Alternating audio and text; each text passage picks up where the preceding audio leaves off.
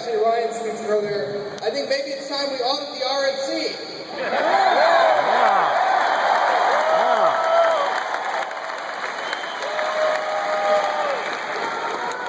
I want to say it's a real honor and privilege to be here, and I just want to give a thank you to Dr. Paul. I think he deserves a round of applause because we wouldn't be here without him.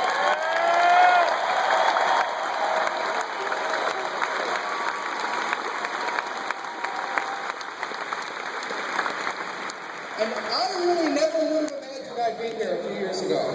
A few years ago, I was like you. I was excited about liberty. I was learning the ropes, and I was hearing about Dr. Paul, and here I am today. It's really amazing what you can do if you work at it. And all of you have the opportunity to make a real impact on this movement in different ways. Sometimes I'm asked what it's like to work with Ron Paul. Well, it's awesome.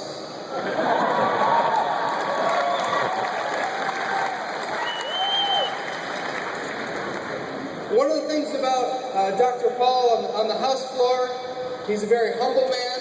If you look at the board, the voting board, if you see a vote that's something to 2, he's not alone anymore. But if it's...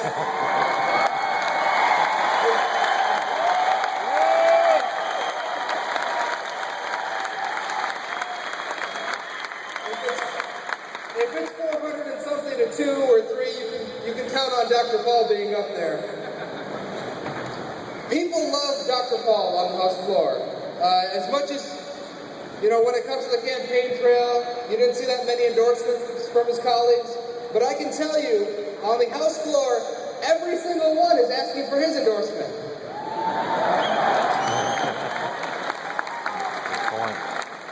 I see colleagues coming up to him all the time asking Dr. Paul for endorsements. It's amazing because of the impact he's had on our country and on the Republican Party. And he is extremely kind to them, even if he can't give them an endorsement. Every Thursday, he holds lunches in his office.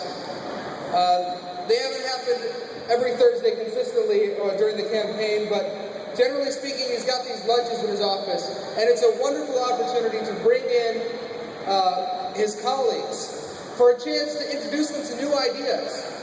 So Ron Paul has been educating people. He's been educating not just people at home, but people in Congress. And I can tell you it is making a big difference.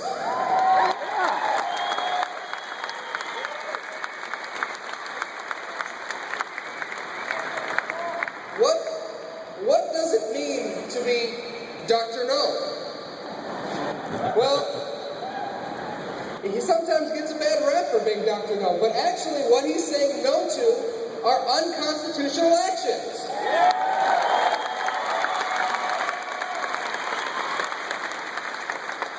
And when he says no to violating the Constitution, he is saying yes to all of you. He's saying yes to limited government, to economic freedom, to individual liberty. Sometimes I'm asked, are you the next Ron Paul? Is someone else the next Ron Paul? Who's going to be the next Ron Paul? I can tell you, there is no next Ron Paul. Ron Paul is one of a kind.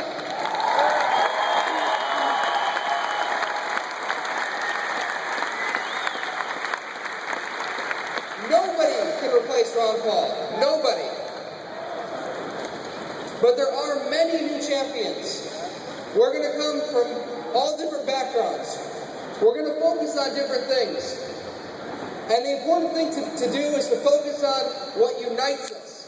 We're all part of this liberty movement. Sometimes we're going to disagree. We don't have to be at each other's throats because we disagree on certain issues. The point is that we are expanding this liberty movement. We're bringing new people in who focus on different things. You heard Tom Davis speak very eloquently, and sometimes not so eloquently, about the Federal Reserve, going after Ben Bernanke. Well, we need someone to champion that cause when Ron Paul leaves. We need someone to champion other causes. We need someone to champion the cause of civil liberties, for a responsible foreign policy. And we have different people who will fill those roles. For me, one of the big impacts on my life were my parents. My parents came to this country as immigrants. My dad came to this country very poor. Very poor. They moved to Michigan. I was born in Grand Rapids, Michigan. Do we have people from Michigan here?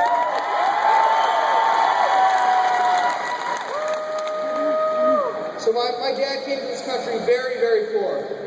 And he built a small business, a successful small business. But that's what President Obama would have you believe that he didn't know that. But he built a successful small business, no thanks to people like President Obama.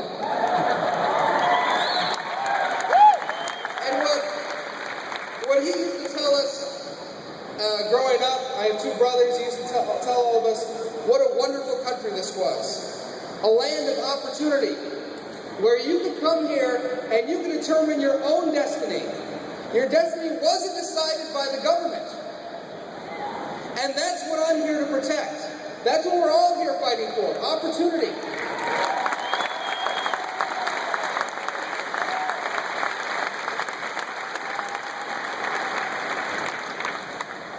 I'm often asked, why are politicians so partisan?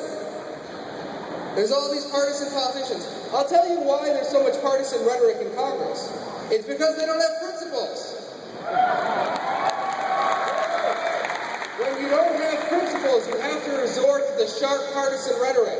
The people who have principles can back it up with their voting records.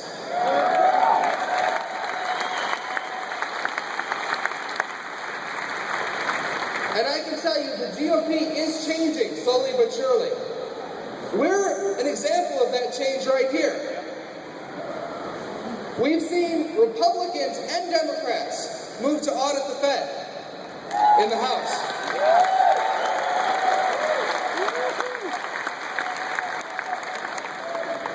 We've seen more and more Republicans calling for a stable currency. The reason Republicans are doing this is because of people like Ron Paul. Because Ron Paul's message is going to people at home, and you are talking to your representatives about it, and you are changing the party.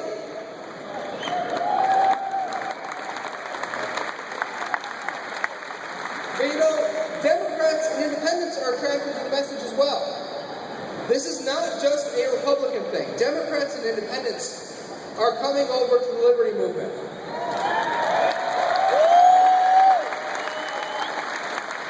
And when you see the current president in office, President Obama, it's not difficult to see why the liberty movement is getting supporters from the Democrats.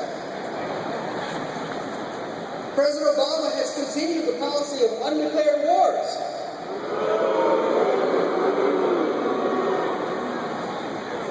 He signed into law a bill to restrict speech, H.R. 347.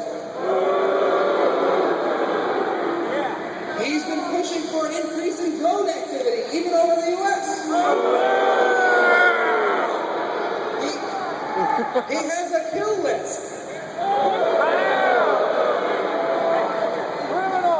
And he signed into law the National Defense Authorization Act of 2020.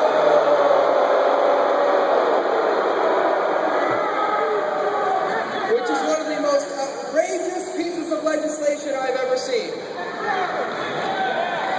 And when I heard about it, I immediately took action and took the lead on this issue, because we need to fight for our rights in this country.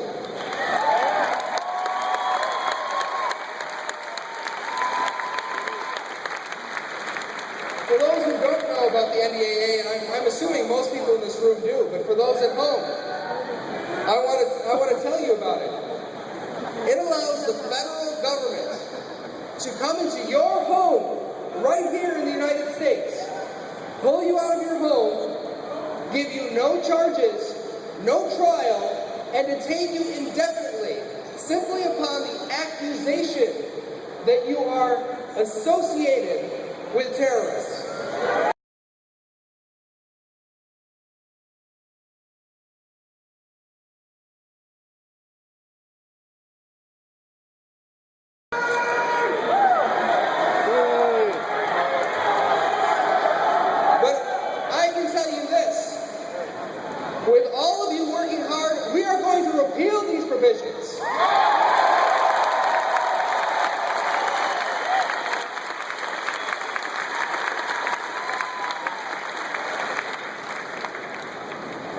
Now, people are also attracted to the liberty movement because they're seeing the phony compromise in Congress. Now, from my perspective, compromise is good if we're working for all of you. But the two parties are compromising for their own advantage. When you look at the debt ceiling deal, what kind of compromise was that? They agreed to do nothing except raise the debt ceiling and borrow more money. The deal was they would raise the debt ceiling by over $2 trillion and promise to make cuts down the road. They put together a super Congress to do this. And the bill said when the super Congress fails, or if it fails, I knew it would fail, but when the super Congress fails, we were going to have automatic cuts on the sequester. Well, at the time, I said that neither party would let these cuts go through. And sure enough, right now with the sequester looming, the cuts that were necessary to balance the debt ceiling deal, so that when you borrow more, you have some cuts to balance it off, those cuts, both parties are trying to avoid at this point.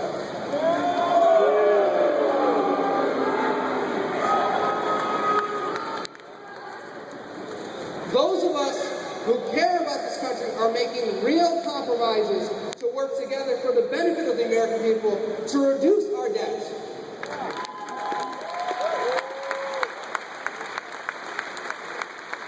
Are people starting to get it? Yes, they are. You are proof of it. You in this room are proof that people are starting to get it. Look at this room. Look at this. Thousands of you. And I want to thank the internet. We should all thank the internet.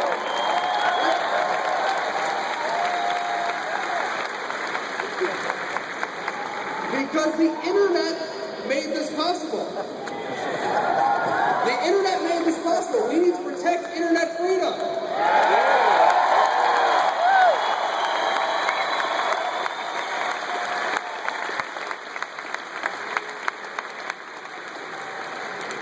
So, together we are changing the GOP from the bottom up. In my county, things are changing. I'm sure in your counties, things are changing. Slowly but surely. More and more people in the liberty movement are drawn to this cause and are making changes within the party. And we're having big wins. We had Rand Paul elected.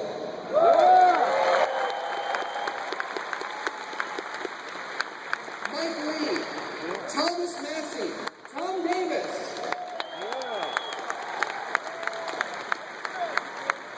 And there are other wins coming. This movement is Ron Paul's legacy.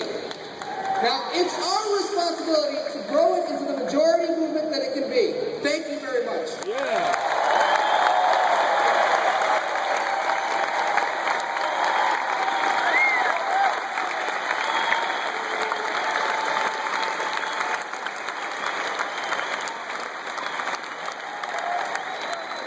Dr. Ron